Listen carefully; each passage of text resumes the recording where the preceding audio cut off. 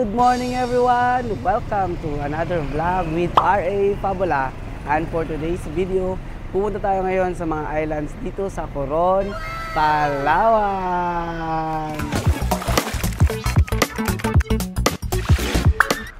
By the way guys, dito kami nakastay sa may Venus Royal Hotel and Restaurant dito sa Coron, Palawan. And we will stay here for almost 4 days and 3 nights. Also, nag-avail na rin kami ng kanilang tour package which is the Super Ultimate Tour.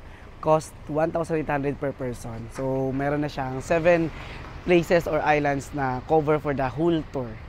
Included na po yung meal. Aside sa tour na kanilang ino-offer guys, meron din silang ino-offer na motorcycle for rent. Ayan. So, dito lang yung sa harap ng kanilang mismong hotel nakapark yung mga motor. For only 700 pesos, buong araw mo nang may enjoy ang pagra-ride ng motor. Later ko na sasabihin sa inyo guys kung ano yung mga island na pupuntahan namin kasi even ako hindi ko sa ulo. Basta ito siya, kanina nakita ko doon and parang meron kaming area na pupuntahan kung saan kami magla-lunch. So mamaya sa video papakita ko sa inyo ang lahat ng islands na pupuntahan namin today. Andito na kami ngayon sa may pick-up location at hinihintay lang namin na makumpleto yung mga kasama sa tour. So ito na yan. By the way guys, halos lahat ng mga nandito is mga iba-ibang nationality. So, ayun. Baka masubok ng English natin mamaya.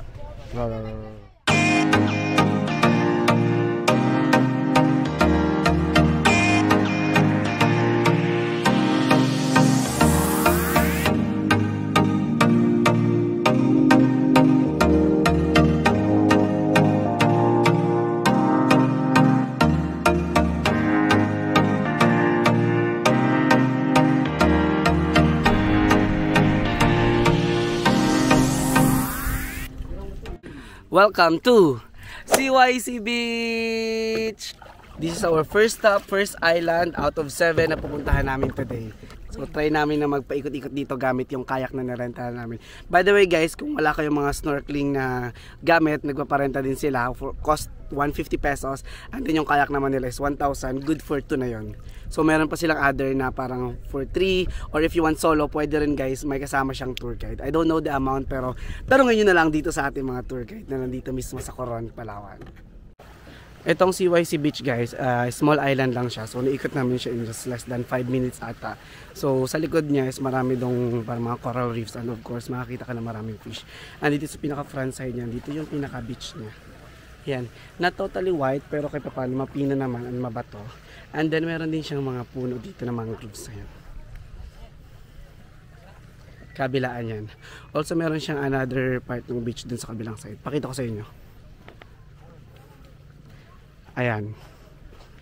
So dito pwede kang tumambay kasi hindi naman siya ganoon kainitan. So may mga puno kang pwedeng pagtambayan. Yun nga lang, ingat kasi guys may area dito sa kanila sa CYC Beach na may mga sea urchin. So kailangan as much as possible kung maliligo ka, may suot ka na safety shoes. Safety shoes. Or di kaya like this one. Ang tawag dyan? O yun na yun. Ilagay ko na lang.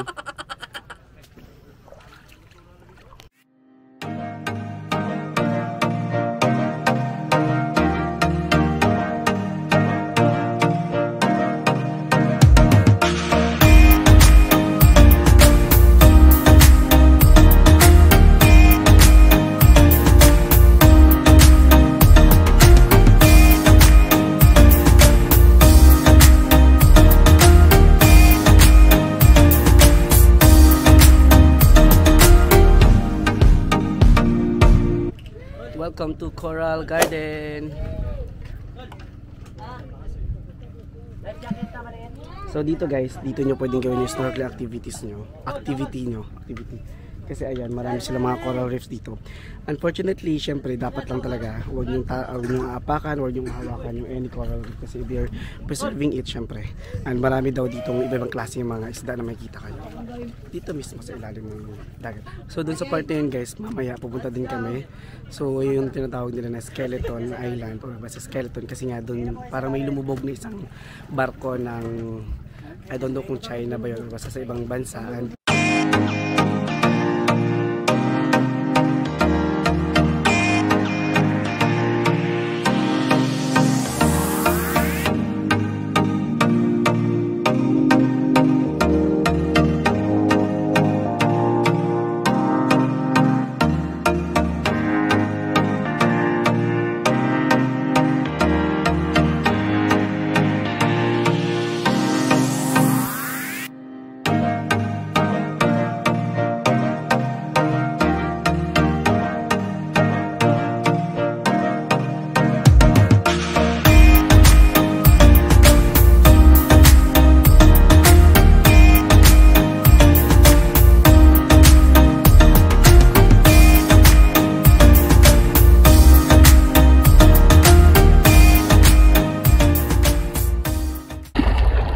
So ayan, nandito nga tayo ngayon sa may Coral Garden and dahil nagtipid tayo ng 50 pesos, hindi tayo nag-avail ng snorkeling equipment nila.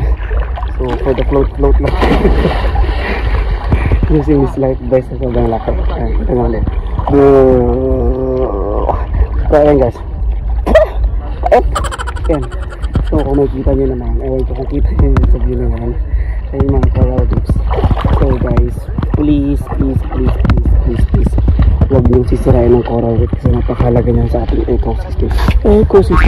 So guys, huwag niyong sisirain ang ating mga coral reefs, okay? Andito kami ngayon sa aming third stop, ang Skeleton Shipwreck, kung saan meron daw lumubog na barko sa area na to. So it's 4 to 5 meters depth, depende rin daw kung low tide or high tide yung tubig dito.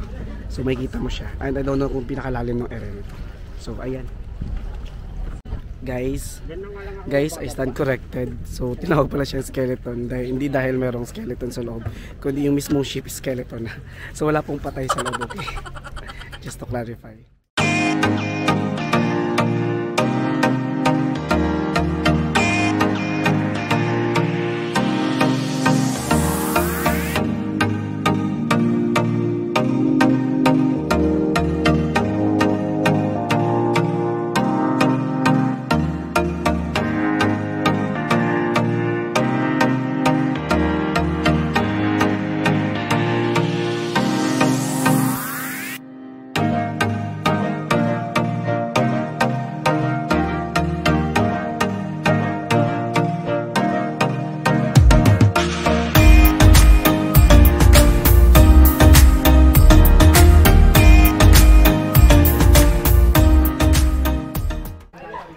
Lafang time. So tanghalian na namin guys. Andito kami ngayon sa may Kayangan Lake and kakain kami dito sa may Shanaya's Cottage kung saan private dun sa mismong tour na kinuha namin. And after ng ka-lunch namin is andito na rin kami sa may area. May pupuntahan kami na lagoon sa looban nito.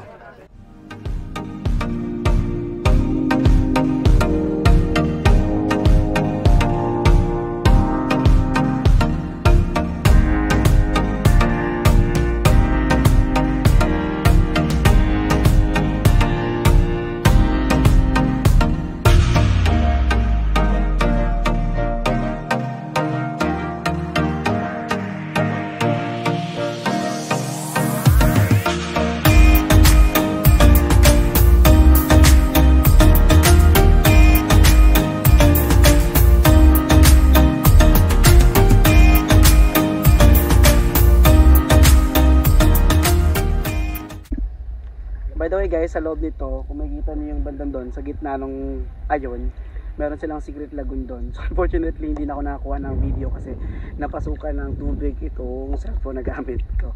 So ngayon nagagamit ko naman siya, pero yung front cam, kasi yung rear camera niya is medyo blurry na, and meron nga tubig na. Pero guys, sobrang solid talaga ng Coron. Ang ganda niya, ang ganda. Sana ma-visit niya rin to next time. So here's the other side ng lagoon. Ayan guys, kung makikita nyo.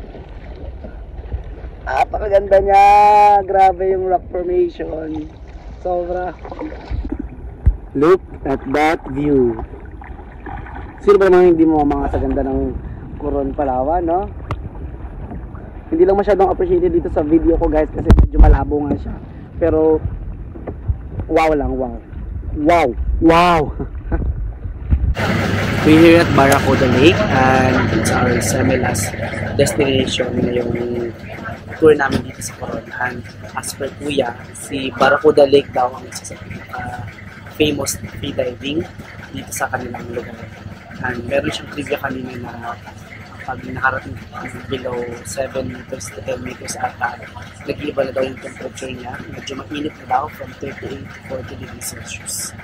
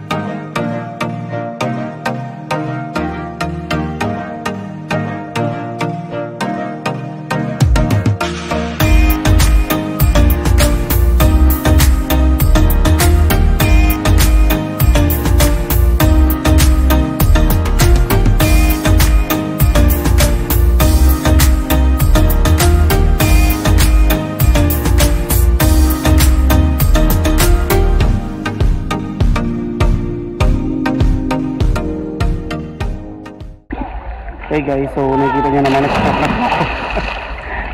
So anyway, andito kami sa mismong loob na ng Secret Lagoon o ano nga ito?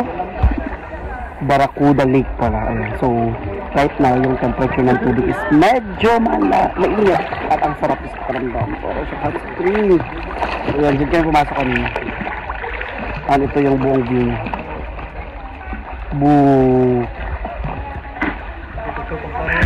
Wala kayong choice kundi magtiis sa quality ng video ko. Kasi nga hindi ko naman pwedeng dalhin dito yung DJI ko. Kasi nga, alam mo naman, hindi naman waterproof yun. So iPhone muna tayo gamit itong waterproof ng casing. And yeah, maganda naman siya. May nakita kami dito kanina guys, nag-dive sila. Nag-dive. Basta mga divers sila. Para meron silang dalawang kasama kanina, Pinoy.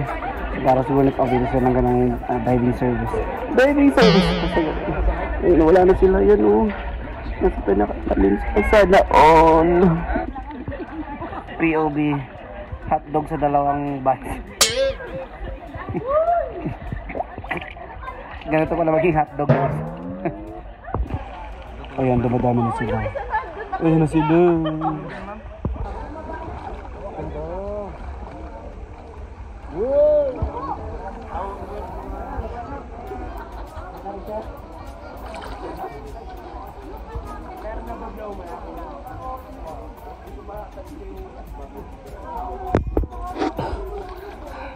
Hey guys, by the way guys, don't forget to wear your sunscreen. Ayan, bumili kami itong Skintific Spray Sunscreen 50%, 50 plus SPF 50 plus daw siya. So ayan, libreng promote na kay Skintific yan. Baka naman. Welcome to Tayangan Lake! This will be our last destination. And right after nito is uwi na rin kami. So 40 minutes kami magstay dito sa mismo sa Tayangan Lake.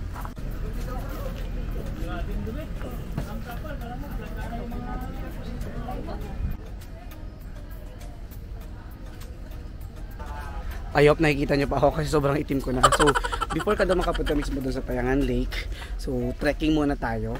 Marami siyang, meron siyang stairs paakyat at pababatin. So, ito yung ayan o.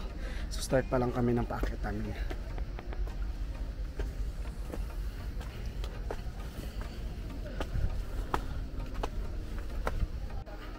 Meron tayong almost 400 steps na paakyat.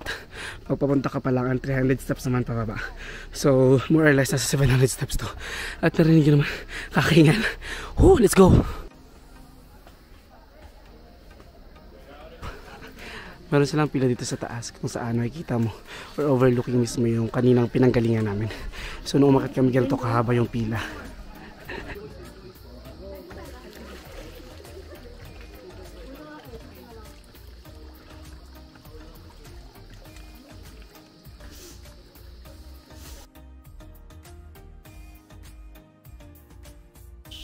Guys, correct ko lang yung sarili ko. Mali ako, yung paakyat pala papuntang Lagoon is nasa 170 steps, while yung pababa is nasa 216 steps. O diba, para at least tama yung sinasabi natin dito. Nakapagod! Finally, we're done at nakabalik na kami. Tapos na ang aming island tour. We're now going to our hotel and waiting lang kami dun sa aming van na bumalik. So ito yung mga nakasama namin sa tour. Ayan sila. May mga nakilala din kami dyan, although hindi namin alam yung name nila, pero medyo nakakausap-usap namin sila during our tour. Sobrang saya, sobrang amazed ako sa mga rock formation, and syempre gandang-ganda talaga ako sa Coron, Palawan. Syempre mahalin natin ang sariling atin. Local destinations, yay! Let's go! We're finally back sa aming hotel at dyan natatapos ang aking island tour dito sa Coron, Palawan. Maraming salamat sa inyong panonood. Huwag niyo kalimutan na i-like ang video na ito. Subscribe na rin kayo at hit nyo na rin yung notification bell para lagi kayong notify sa video ni R.A. Fabula. Until next time guys, thank you so much. Bye-bye!